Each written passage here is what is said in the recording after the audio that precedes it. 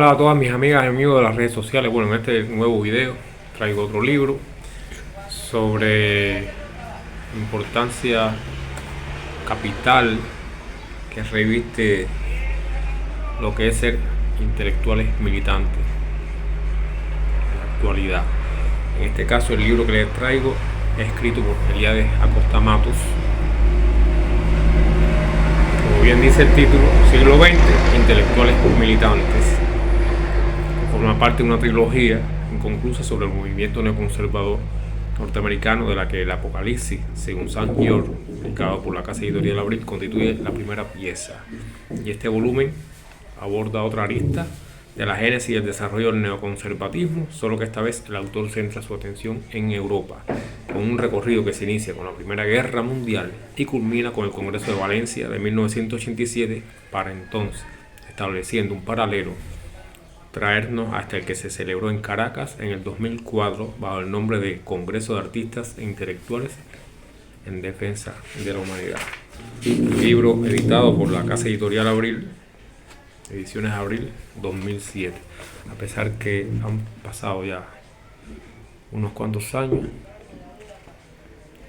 el libro es de total vigencia por lo que está ocurriendo en la actualidad. Les voy a leer el prólogo y la introducción. El prólogo, no sé por qué, es un error a la hora de conformar el libro. Un error que no dice quién fue el que escribió el prólogo. La introducción sí es realizado, por supuesto, por Eliades Acosta Matos. Por el prólogo, por lo que leí, supongo, es de Armando Hart Dávalo, pero en ninguna parte se dice quién fue el que lo escribió. Comienza el prólogo. Ya con el prólogo y la introducción es suficiente para conocer de qué trata el libro y qué tan importante es para la actualidad. Prólogo. No fue mi propósito inicial prologar este excelente libro de Eliades Acosta. Su lectura me motivó a escribir unas reflexiones que, después de conocerlas, el autor me pidió convertirlas en prólogo de esta nueva edición que ahora el lector tiene en sus manos.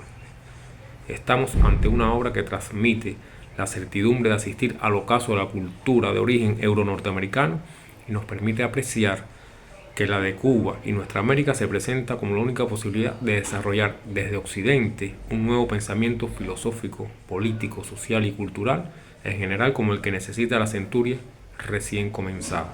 ¿Por qué?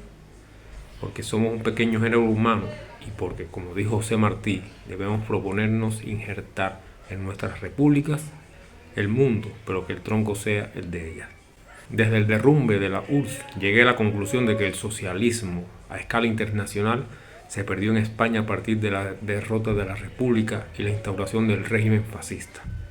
Era en ese país donde había ciertos fundamentos culturales para universalizar las ideas del socialismo. Es precisamente el proceso de decadencia de las décadas que van desde la derrota de la República Española hasta los comienzos del siglo XXI, descrito por Eliades, donde está lo sustantivo del drama de la moderna civilización. La lectura del texto que comentamos nos muestra la necesidad de plantearse la cultura como cuestión cardinal de las revoluciones. Que fue el déficit principal de la izquierda en el siglo XX y se ha convertido hoy en un desafío del XXI, nos recuerda aquel pensamiento de Rosa Luxemburgo: socialismo o barbarie. Alguien dijo recientemente: barbarie si tenemos suerte.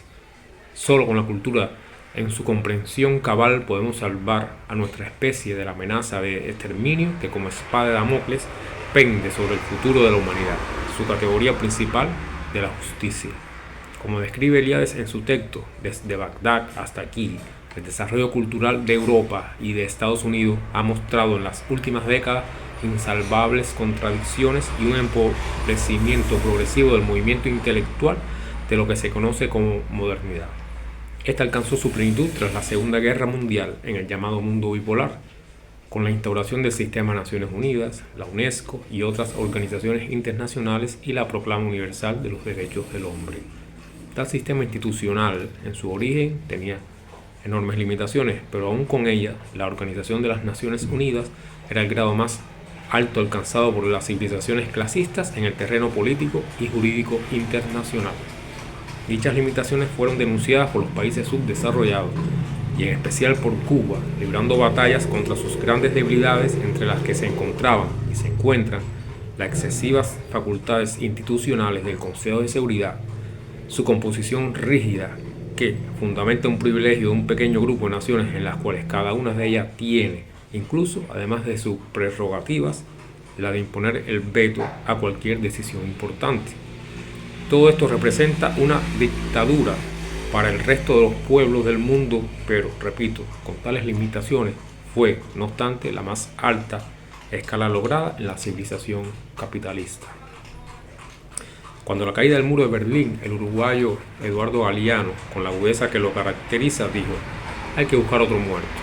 Ese otro muerto es la civilización capitalista, que marcha hoy, como digo, hacia un proceso de decadencia.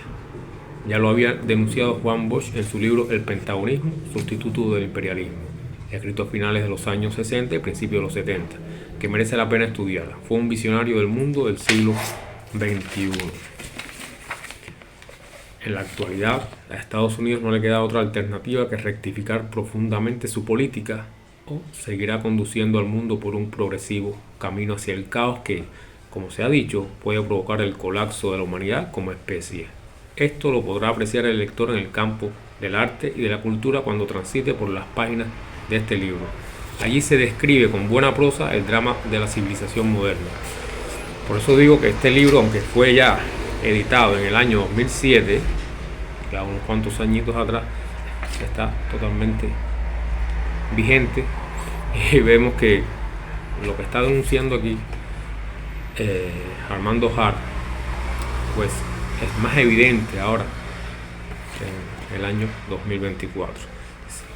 Una clave esencial para entender el drama y su solución la ofrece un párrafo nada menos que de Adolfo Hitler, que Eliades reproduce en su texto y que muestra cómo podemos aprender para rechazarlo, desde luego, de los más grandes reaccionarios. Desde la cultura reaccionaria, dijo el tirano: más adelante deberemos transformar nuestro sistema educacional. Sufrimos hoy por un exceso de cultura. Solo el conocimiento es apreciado, pero la sabiduría es enemiga de la acción. Lo que necesitamos en esta época son los instintos y la voluntad. La mayoría de la gente pierde ambos a través de la cultura. Tenemos, es cierto, una clase intelectual de elevado nivel, pero carente de energía. Gracias a nuestra sobrevaloración de los conocimientos y a ese perjuicio popular, los judíos hallaron fácilmente, como lo han hecho, la manera de llegar a nuestro pueblo. Lo que necesitamos es promover un relevo intelectual salido del propio pueblo. El pueblo alemán está tocado por el genio, no necesita a los hebreos. Eliades también aporta aquí un elemento que considero de sumo interés. Señala que los fascistas y antiguos militantes renegados de partidos comunistas han servido como fuentes principales del neoconservadurismo, son probablemente una de las fuentes culturales de la política y de la llamada inteligencia norteamericana. Por otro lado, es necesario, para encontrar soluciones de manera universal, estudiar la cultura de América Latina y el Caribe, que es donde se encuentran las potencialidades para enfrentar el desafío que tenemos delante. Veamos esto más en detalle. Cuando triunfó la revolución y asumí la dirección del Ministerio de Educación, bueno, aquí por eso es que digo que es Armando Hart el que escribió el prólogo, me reuní con los más importantes pedagogos del país, tanto nacionalmente como en todas las provincias y regiones, y puedo afirmar que la tradición pedagógica cubana en 1959 tenía una riqueza y fuerza de enorme significado. Estaba muy mal la escuela pública cubana por el hecho de que los gobiernos corrompidos y entreguistas no daban los fondos necesarios para completar el sistema educacional, ni siquiera para la alfabetización y la enseñanza primaria. Pero había una tradición pedagógica vigente en Cuba en los años 40 y 50, que precedieron a la revolución, que sirvió de base al trabajo que entonces emprendimos. Casi 20 años después, cuando se creó el Ministerio de Cultura, y precisamente el primer ministro de Cultura que tuvo ese ministerio fue Armando Hardábal. Casi 20 años después, cuando se creó el Ministerio de Cultura, me reuní con los más importantes intelectuales y creadores del país. Durante los años anteriores al triunfo de la Revolución, tuvimos figuras de la escala de Fernando Ortiz, Nicolás Guillén, Alejo Carpentier, Alicia Alonso, por solo mencionar unos pocos. Hicimos una selección en que no primó otra razón que el talento y la capacidad intelectual. Representaban esta inmensa cultura Carlos Rafael Rodríguez, Raúl Roa García, Rafael García Bárcena y muchos profesores universitarios de Santiago de Cuba, Las Villas y La Habana y de la propia intelectualidad cubana. Comprobé entonces que muchos de los escogidos para orientar la política cultural a partir de 1977 habían pertenecido a la sociedad Nuestro Tiempo, al grupo Orígenes, y puede decirse que ninguno de ellos, quizás hay alguna excepción, traicionó la política del ministerio ni de la revolución. Repito, puede haber alguna excepción, lo que no hará más que confirmar la regla. Los grandes creadores estuvieron siempre junto a la revolución cubana, desde Varela hasta nuestros días. Hay un personaje muy interesante que no era socialista, sino que poseía un pensamiento burgués nacional, me refiero a Ramiro Guerra. Los invito a estudiar sus textos y en especial su libro La expansión imperialista de Estados Unidos, que abarca siglo y medio de historia desde el final del siglo XVIII hasta mediados del XX. Propongo se publique y someta un análisis político y se observará hasta dónde el imperialismo ha querido apoderarse de Cuba y otros países y realizado canalladas contra nuestros pueblos de América. Léanlo y sométanlo a análisis. No se trata de un comunista, pero es un historiador imprescindible para conocer la historia de Cuba. A Ramiro Guerra lo he comparado con José Antonio Saco, pienso que es su equivalente en el siglo XX, del autor de Historia de la Esclavitud.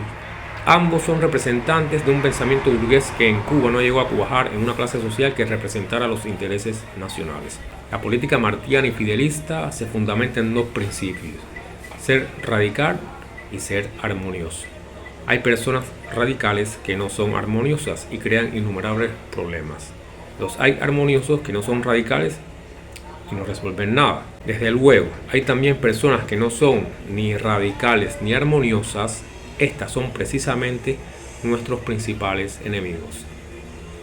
Hagamos el análisis a partir de la expresión de Juan Marinero, que tiene hoy una vigencia renovada.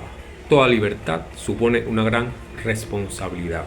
En uso de mi libertad de pensar, quiero invitar a todos los hombres y mujeres de cultura cubana a priorizar al máximo el debate y el análisis sobre la identidad nacional en el momento en que viven Cuba, América y el mundo. Esta identidad es la que pueden generar los grandes pensadores, artistas e intelectuales del siglo XX, del siglo XXI. Lo dijo Marinello de la manera siguiente: una clara evidencia nos convence de que la literatura actual de la América Latina no tiene más segura senda de grandeza que la de persistir en la ruta que le trajo su tamaño, la de ser imagen esclarecida de la voluntad libertadora del pueblo. Si la obra extraordinaria nacida de la independencia tiene como sustento el objetivo primordial de una época, un objetivo que expresaba entonces la mayor posibilidad liberadora, la producción de hoy levantará su calidad a nuevas cimas en la medida en que contribuya a dar caminos a la liberación de la tierra en que se nace. Asimismo, al hablar de Martí, Marinello señalaba: para él, Sudamérica debía conquistar la segunda independencia si quería dar nacimiento a su Dante, a su Cervantes o a su Shakespeare. Y desde luego que la independencia anhelada y ordenada por el poeta de Ismaelillo no era sino sacar a Sudamérica de la acción imperialista de los Estados Unidos. En conclusión, la cultura cubana, en especial en su experiencia en los últimos 50 años, puede aportar las señales necesarias para encontrar los caminos del socialismo del siglo XXI. Para ello, es necesario elaborar un programa que encierre la experiencia extraída del trabajo cultural fundamentado en la identidad nacional del país, Latinoamérica, Bolívar, Martí, Fidel. Ahí tenemos nuestra primera gran responsabilidad. Es que en el viejo mundo y Norteamérica siempre se han situado sus grandes sabios en antagonismo unos con otros, o será newtoniano, o darwinista, o marxista, etc. Pero no se podía hacer todas esas cosas a la vez. En nuestra América, los héroes y pensadores, cuyos símbolos más elevados están en Bolívar y Martí, presentan una cultura de la que, tomando algunas de sus esencias principales, se puede relacionar con todos los grandes pensadores de la historia. Representamos la síntesis que necesita el mundo, articulando el pensamiento de los grandes sabios a partir de las ideas latinoamericanas y caribeñas. Tendremos los caminos filosóficos, económicos y políticos necesarios para alcanzar el socialismo del siglo XXI. En nuestro continente, a diferencia de lo ocurrido en Europa y Estados Unidos, donde se reveló este proceso de desintegración y decadencia en el campo de la cultura, se observa en los últimos 50 años, es decir, en la segunda mitad del siglo XX, el surgimiento de las corrientes más originales de toda la civilización de origen europeo norteamericano. Pero, ¿cómo forjar esa nueva cultura? A partir de la memoria histórica. Se está perdiendo la memoria a escala universal en el campo de las ciencias sociales. Están como estarían la física, la química y las tecnologías si se dijera que sus grandes sabios, Newton, Einstein, Darwin, etc., no tienen sentido. Hay que rescatar el pensamiento de los grandes sabios. Podemos hacerlo precisamente a partir de recuperar la memoria histórica de nuestros pueblos. Ella es la que nos conduce a la identidad universal. Identidad, universalización y civilización. Y ahí la clave del mundo nuevo que necesitamos. La filosofía y la práctica política necesarias al siglo XXI están en el deber de subrayar el papel de la ética y no solo la que emana de las capas más ilustradas que condujeron la lucha por la independencia, sino también la que nos llega de la población más explotada, de la población indígena de América, y que en nuestra historia se revela en la figura de Antonio Maceo y su familia.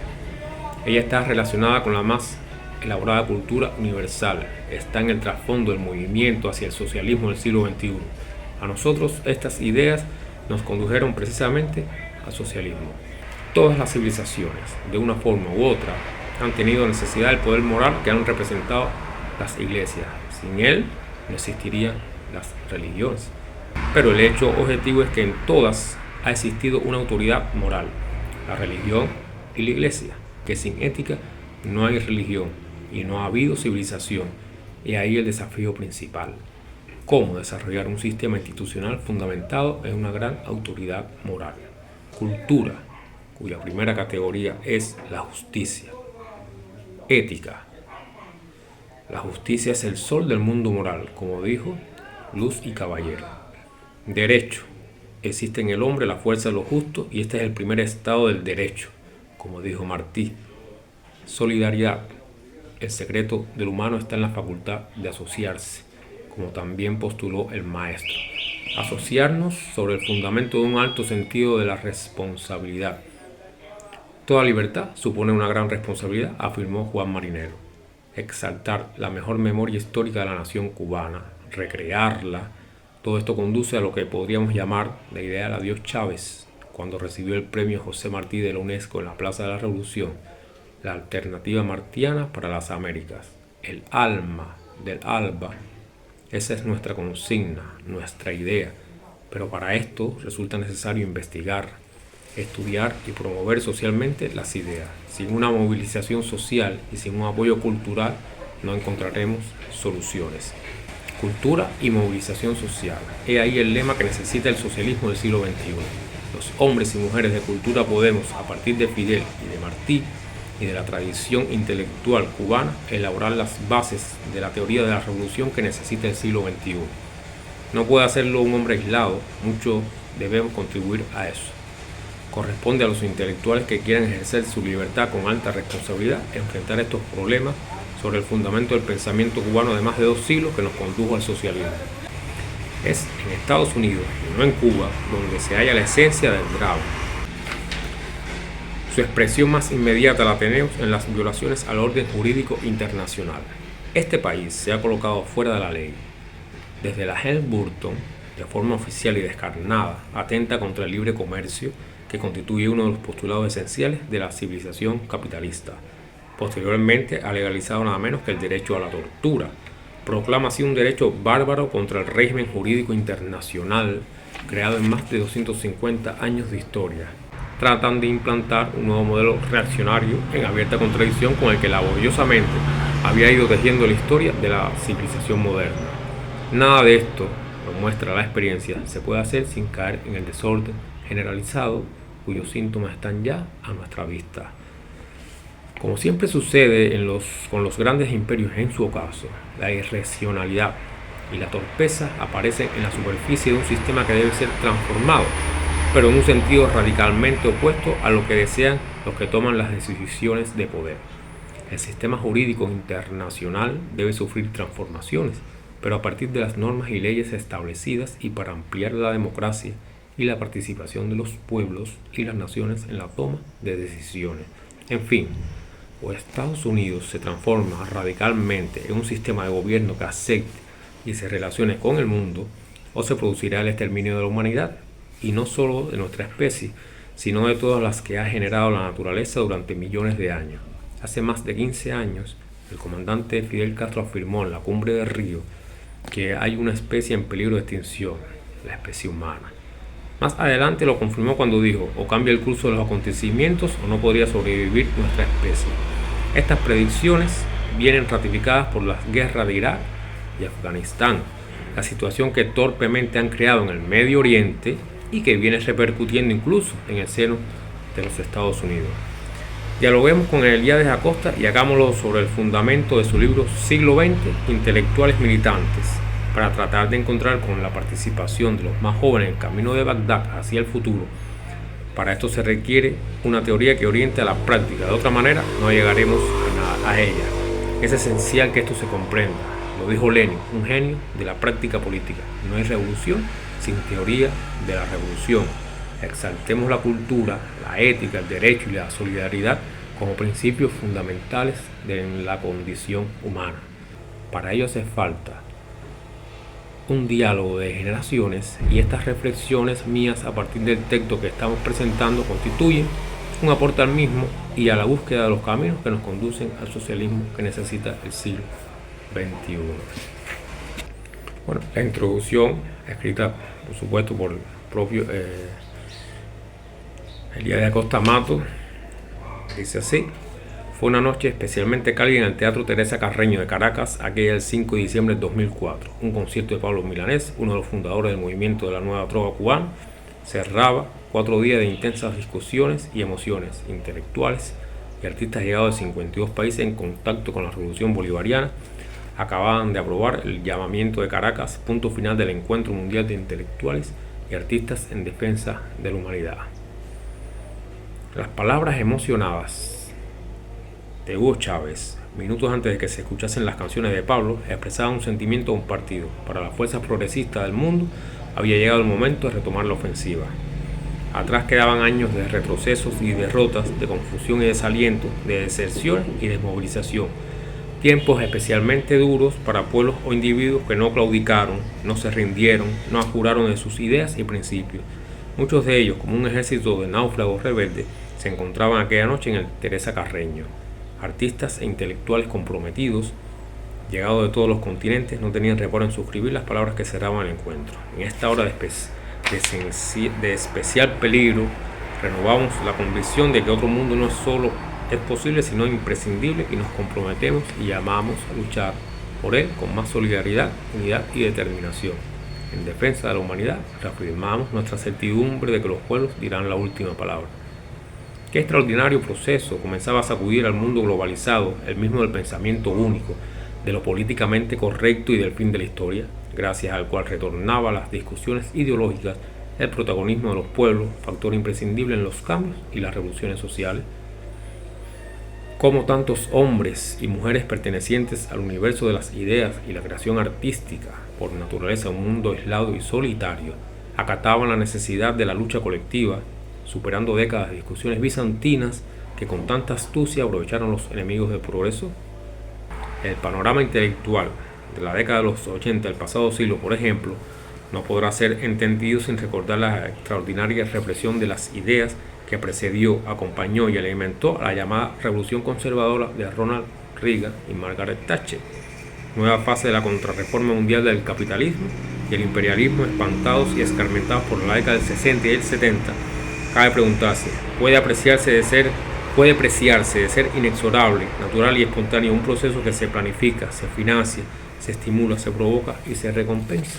El capitalismo como sistema no ha tenido escrúpulos en cegar la fuente del pensamiento crítico que liberase y estimulase en sus ya remotos orígenes revolucionarios, no importa si con ello ha condenado a toda la sociedad a vegetar en la mediocridad y la aquiescencia, requisitos insoslayables de lo que se cree es su oportunidad de derrotar a sus enemigos de clase y garantizar su propia perpetuidad. No es de extrañar que una vez concluida la etapa clásica de la Guerra Fría con la desaparición de la URSS y el campo socialista, alcance su etapa dominante y su apogeo esta concepción acerca de los intelectuales y su papel social, la negación del compromiso que arranca en su versión contemporánea en el siglo XVIII, el siglo de las luces. No es casual tampoco que Caracas se haya convocado, entre otras cosas, para desmentirla, combatirla y superarla. Definitivamente, en el mundo globalizado, de pensamiento único, de predominio del irracionalismo neoconservador, de guerras preventivas, de reformas neoliberales, de internet, correo electrónico, blog y de la CNN, un mundo para el cual es tan vital responder a las preguntas filosóficas que resumen su tiempo, versiones postmodernas de los acertijos del oráculo de Delfos, como las dos formuladas recientemente en el New York Times. ¿Fue el Lincoln gay o es Google el actual nombre de Dios? Desde estas dudas y perspectivas, la significación del Congreso en Defensa de la Humanidad de Caracas del 2004 podría ser un enigma a desentrañar. De la valoración que hagamos dependerá, a fin de cuentas, el lugar histórico que ocupe. Fue un congreso más, sin importancia especial, sin trascendencia ni influencia posterior en la lucha de clases. Y las ideas del momento, por el contrario, fue un progreso histórico, decisivo, un parteaguas, un antes y un después. A juzgar por el escasísimo espacio que sus deliberaciones y conclusiones ocuparon en los grandes medios de prensa del mundo, fue un congreso muy importante y peligroso para los que estos representan. A juzgar por ello, estaríamos ante un hecho intelectual y político que no puede ser subestimado. Ya se sabe que estos grandes medios de comunicación, o más bien diría yo, ¿no?, de desinformación, comparten un infalible olfato clasista con los grandes poderes económicos que les dan vida. A pesar de ello, busquemos por nosotros mismos la respuesta a las preguntas formuladas. Bueno, este es la introducción y el prólogo del libro Elías Acosta Matos, siglo XX, intelectuales militantes. Que el índice, capítulo 1, una paz inalcanzable, los heraldos de la barbarie. Capítulo 2, una camisa negra para Italia, la sombra de la svástica, un itinerario del asalto a la razón. Capítulo 3, el arte generador y el arte degenerado. El capítulo 4, frenando el tren de Goebbels. El 5, junio de 1936, entre Londres y Sachsenhausen. Capítulo 6, sin frac con los milicianos en la primera línea de combate. El 7, sentido de la derrota. Capítulo 8, siguiendo la ruta del glacial, la contracultura de los 60. En el 9, de la nueva izquierda a los neoconservadores. En el capítulo 10, la revolución cubana, el tribunal Roosevelt y la era Reagan. Y capítulo 11, la segunda muerte de Don Quijote. Y el 12 y último, resurrección de Prometeo. Hasta aquí. Bueno, este es un libro que es para, digo yo, para comérselo